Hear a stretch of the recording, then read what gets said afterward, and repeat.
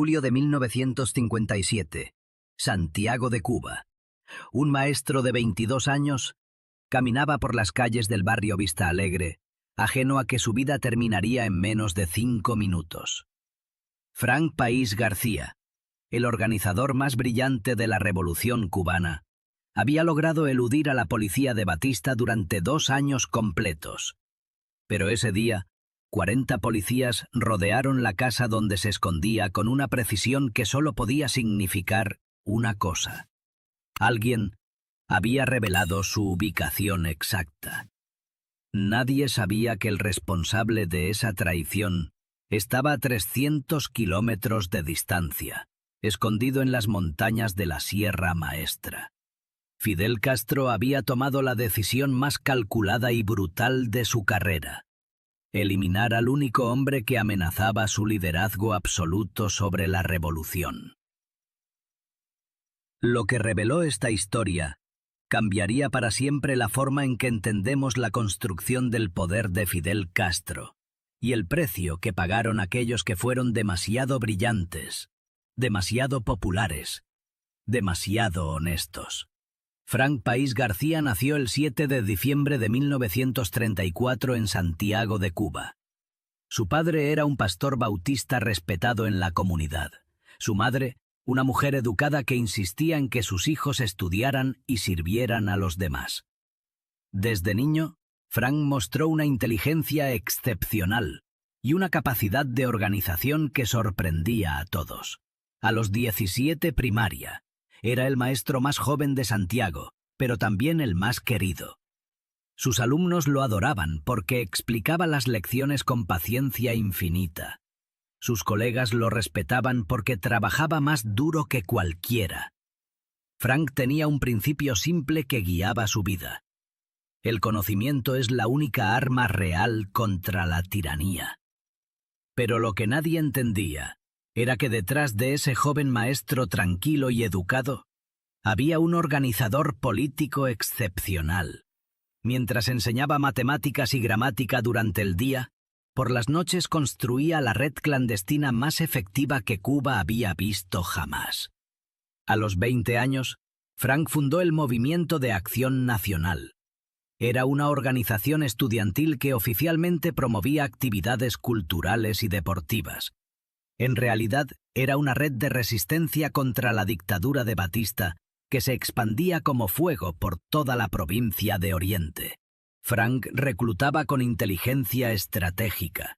No buscaba a los más valientes o los más violentos. Buscaba a los más confiables, los más discretos, los más comprometidos. Construyó una red de 300 personas en Santiago sin que la policía de Batista sospechara siquiera su existencia. En 1955, cuando Fidel Castro salió de prisión y comenzó a organizar su movimiento revolucionario, Frank ya controlaba la resistencia urbana más sofisticada de Cuba. Fidel necesitaba desesperadamente el apoyo de Santiago para su expedición del Granma. Frank negoció con Fidel desde una posición de fuerza. Proporcionaría armas, hombres y apoyo logístico, pero mantendría autonomía total sobre la resistencia urbana. Fidel aceptó porque no tenía otra opción. Necesitaba a Frank más de lo que Frank lo necesitaba a él. El 30 de noviembre de 1956, mientras Fidel y 82 hombres navegaban hacia Cuba en el yate Granma, Frank organizó el levantamiento de Santiago. 300 hombres bajo su mando atacaron simultáneamente la comisaría de policía, el cuartel de bomberos y el Palacio de Justicia. El objetivo no era tomar la ciudad, sino crear una distracción que permitiera el desembarco de Fidel. El levantamiento fue ejecutado con precisión militar. Los atacantes aparecieron simultáneamente en 5 puntos diferentes de la ciudad. Tomaron edificios estratégicos, distribuyeron manifiestos revolucionarios y se retiraron antes de que el ejército pudiera reaccionar. Nadie murió. Nadie fue capturado. Fue una demostración perfecta del genio organizativo de Frank. Pero hubo un problema que Frank no pudo prever. Fidel llegó con 2 días de retraso. El Granma naufragó cerca de la costa. Los 82 expedicionarios fueron dispersados por el ejército de Batista. La mayoría murió en los primeros días. Solo 12 hombres lograron llegar a la Sierra Maestra. Entre esos 12 estaba Fidel, quien inmediatamente comenzó a enviar mensajes urgentes a Frank. Necesitaba armas, necesitaba hombres, necesitaba dinero, necesitaba todo. Durante los siguientes meses de 1957, Frank se convirtió en el verdadero sostén de la revolución. Mientras Fidel y sus 12 hombres se escondían en las montañas, Frank organizaba todo desde Santiago. Conseguía armas comprándolas en el mercado negro, reclutaba voluntarios entre estudiantes y trabajadores, recolectaba dinero de simpatizantes adinerados, establecía rutas de suministro hacia la Sierra Maestra. Pero lo que no sabía era que cada éxito suyo aumentaba el resentimiento de Fidel. En marzo de 1957, Frank organizó una hazaña que demostró su superioridad como estratega. Diseñó una operación para sacar de Cuba a un periodista americano que había entrevistado a Fidel en la Sierra Maestra. La policía de Batista vigilaba todos los aeropuertos y puertos. Frank creó una ruta de escape tan ingeniosa que el periodista salió del país sin que nadie sospechara. La entrevista se publicó en The New York Times. El mundo descubrió que Fidel Castro estaba vivo y luchando en las montañas. Fue un triunfo propagandístico enorme. Pero Fidel no agradeció a Frank públicamente. En cambio, comenzó a enviar mensajes cada vez más exigentes y menos respetuosos. Lo siguiente, más peligroso era que Santiago comenzaba a amar a Frank más que a Fidel. El joven maestro caminaba por las calles y la gente lo saludaba con respeto genuino. Los trabajadores lo protegían cuando la policía se acercaba. Las familias le daban refugio cuando necesitaba esconderse. Frank tenía algo que Fidel nunca podría conseguir: el amor espontáneo del pueblo. Mientras tanto, en la Sierra Maestra, Fidel observaba todo esto con creciente alarma. Che Guevara escribió en su diario sobre las tensiones entre Fidel y Frank. Fidel necesita a Frank, pero también lo teme. Frank tiene lo que Fidel quiere: legitimidad popular sin necesidad de violencia constante. En mayo de 1957, Frank subió personalmente a la Sierra Maestra para reunirse con Fidel. Fue un encuentro tenso que reveló las diferencias fundamentales entre ambos hombres. Frank quería una revolución democrática con elecciones rápidas. Fidel hablaba vagamente de transformación social profunda. Frank insistía en mantener la autonomía de la resistencia urbana.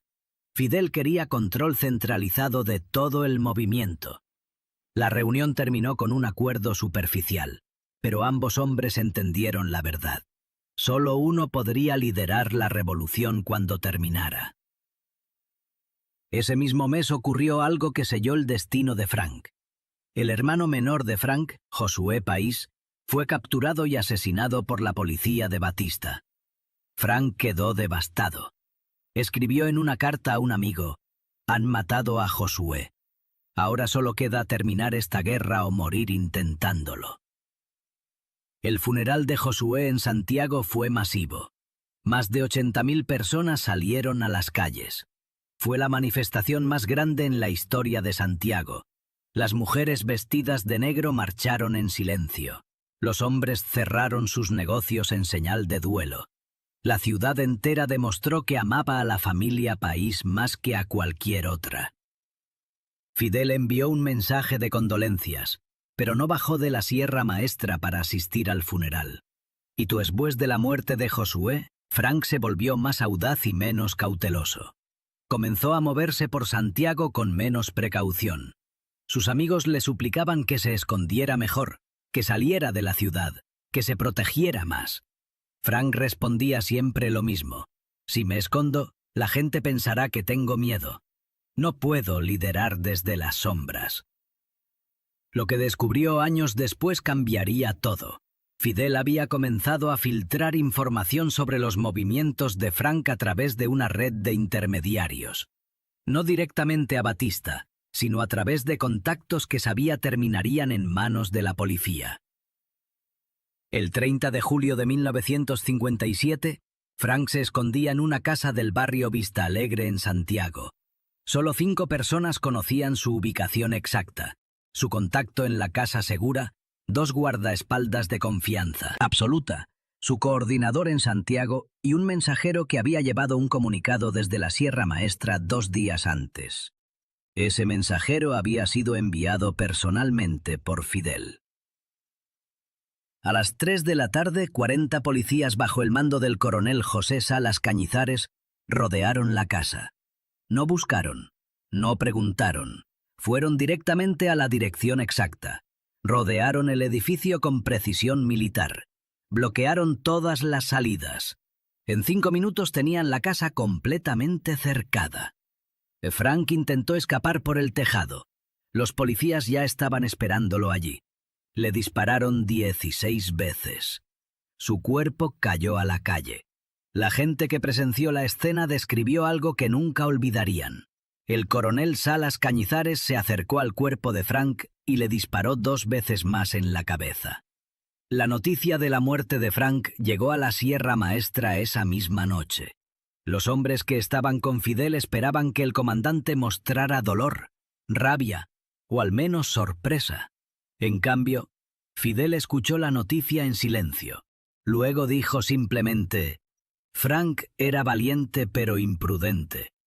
Esto era inevitable. Che Guevara, quien estaba presente, escribió en su diario: «La reacción de Fidel fue extrañamente fría, como si ya hubiera procesado esta noticia antes de recibirla». Al día siguiente, el 31 de julio de 1957, Santiago de Cuba vivió el funeral más impresionante en su historia. Más de 100.000 personas salieron a las calles. Era casi la mitad de la población de la ciudad. Las mujeres vestidas de negro marcharon en silencio. Los hombres llevaban brazaletes negros. Los comercios cerraron. Las fábricas pararon. El féretro de Frank fue llevado en hombros por sus estudiantes. La procesión duró 4 horas. La gente lloraba abiertamente en las calles. Ancianos que nunca habían participado en política salieron a despedir al joven maestro. Niños que Frank había enseñado pusieron flores en su tumba. Fidel no asistió al funeral. Envió un mensaje que fue leído en la ceremonia. Frank País fue un héroe de la revolución. Su sacrificio no será en vano. Las palabras sonaron huecas para quienes conocían la verdad. Durante décadas, la historia oficial cubana presentó a Frank País como un mártir heroico que murió luchando valientemente contra la tiranía. Lo que no contaron fue la historia completa de su muerte. Los archivos que el régimen mantuvo secretos durante 67 años. Antiguo mensajero de la Sierra Maestra, llevé 3 comunicados desde Fidel en los días previos a la muerte de Frank. Uno de esos comunicados contenía información sobre casas seguras en Santiago. Nunca entendí por qué Fidel necesitaba documentar eso por escrito. En 1991, cuando la Unión Soviética colapsó y Cuba entró en el periodo especial, algunos archivos comenzaron a filtrarse. Un exoficial de inteligencia cubano que desertó a Estados Unidos llevó consigo copias de documentos que habían estado clasificados durante décadas. Esos documentos revelaron algo impactante. Entre mayo y julio de 1957, hubo comunicaciones indirectas entre elementos del movimiento 26 de julio y oficiales de la policía de Batista. No negociaciones directas, sino filtraciones calculadas de información que podía comprometer a líderes urbanos sin exponer a la guerrilla de la sierra. Lo más impactante no fue la existencia de esas comunicaciones, sino su propósito estratégico. Fidel había decidido que la resistencia urbana era demasiado poderosa y demasiado autónoma. Necesitaba consolidar todo el poder en la Sierra Maestra. Para lograr eso, necesitaba eliminar a los líderes urbanos más carismáticos. Frank País era el primero de esa lista. Un testigo en México afirmó en 2015 que había recibido en los años 60 un sobre sellado con instrucciones de no abrirlo hasta después de la muerte de Fidel. Dentro había fotografías de documentos originales. 3 nombres aparecían subrayados: Frank País, José Antonio Echeverría Faure Chomón. Los tres líderes urbanos más peligrosos para el control absoluto de Fidel. Echeverría murió en marzo de 1957 atacando el Palacio Presidencial. Su muerte fue presentada como heroísmo revolucionario. Pero los documentos sugerían que Fidel había sabido del ataque con antelación y no advirtió a Echeverría que era una misión suicida. Chomón sobrevivió solo porque huyó a México antes de que pudieran eliminarlo. Frank murió en julio de 1957 en circunstancias que durante 67 años fueron presentadas como mala suerte y valentía excesiva. Durante años, la familia País mantuvo silencio. Agradecían públicamente a Fidel por honrar la memoria de Frank, pero en privado guardaban cartas, documentos y testimonios que contradecían la versión oficial. En 2008, después de que Raúl Castro asumiera el poder, algunos de esos documentos comenzaron a circular discretamente. Una carta de Frank a su madre, escrita 2 semanas antes de su muerte, decía: «Mamá, siento que me han dejado solo. Los mensajes desde la sierra llegan tarde o no llegan. Las armas que pedimos nunca aparecen. Es como si quisieran que fracasemos aquí en la ciudad». Otra carta, esta vez a un compañero de lucha, era aún más explícita. «He pedido 3 veces permiso para salir de Santiago y subir a la sierra. Fidel siempre dice que soy más valioso aquí, pero creo que la verdad es que soy más peligroso allá». La confesión más dura quedó entre líneas de un diario que Frank mantenía secretamente. Llamaba justicia a lo que Fidel llamaba estrategia revolucionaria. Frank creía en elecciones democráticas rápidas. Fidel hablaba de transformación social profunda que requeriría décadas. Ese cuaderno era un archivo personal, meticuloso y oculto, escrito durante meses. Fue encontrado por la policía de Batista después de la muerte de Frank. Desapareció en los archivos del régimen. Reapareció brevemente en 1959, cuando Fidel ordenó quemar todos los documentos comprometedores de la era batistiana. Un oficial que participó en esa quema guardó una copia. Esa copia circula hoy entre historiadores que estudian la revolución cubana fuera de la isla. Durante 67 años, el régimen cubano construyó cuidadosamente el mito de Frank País como mártir puro y héroe inmaculado. Escuelas, calles, monumentos llevan su nombre. Cada 30 de julio hay ceremonias oficiales en su honor. Fidel mencionaba a Frank en discursos como ejemplo de sacrificio revolucionario.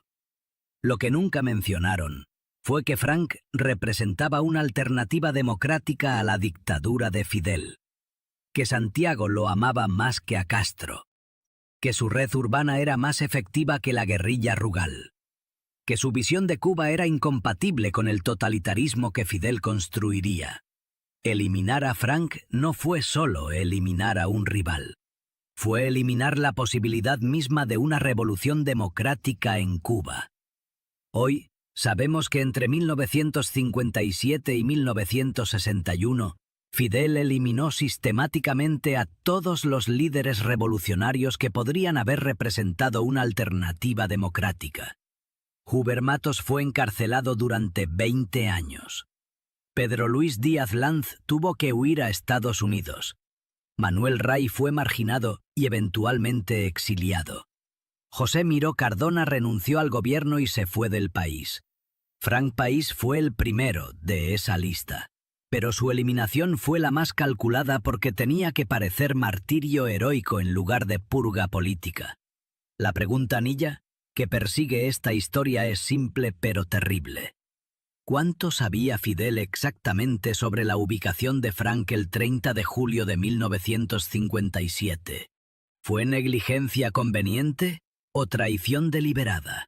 Los archivos secretos sugieren que fue algo peor que traición deliberada. Fue eliminación estratégica disfrazada de mala suerte revolucionaria. Fidel no ordenó directamente matar a Frank. Simplemente se aseguró de que la información llegara a las personas correctas en el momento correcto. En el cementerio Santa Ifigenia de Santiago, la tumba de Frank País es uno de los monumentos más visitados. Miles de personas dejan flores cada año. La inscripción dice: Frank País García, maestro y héroe de la Revolución. Lo que no dice la inscripción es que Frank murió no solo luchando contra Batista, sino siendo sacrificado por Fidel. Que sus últimas semanas fueron de soledad estratégica orquestada desde la Sierra Maestra. Que el hombre que construyó la infraestructura que salvó a Fidel fue abandonado cuando se volvió demasiado poderoso. Hoy, 67 años después de su muerte, la verdad sobre Frank País finalmente emerge de archivos secretos, testimonios filtrados y documentos que el régimen no pudo destruir completamente. La historia de un joven maestro de 22 años que fue demasiado brillante, demasiado amado y demasiado honesto para sobrevivir en la revolución que él mismo ayudó a construir. ¿Fue Frank País un mártir heroico o una víctima de la ambición de Fidel Castro?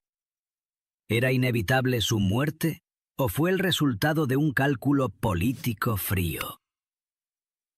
Cada persona debe decidir según su propia conciencia. Lo que ya no se puede negar es que la muerte de Frank País no fue un accidente trágico de guerra. Fue el primer acto de una purga sistemática que definiría los siguientes 60 años de historia cubana.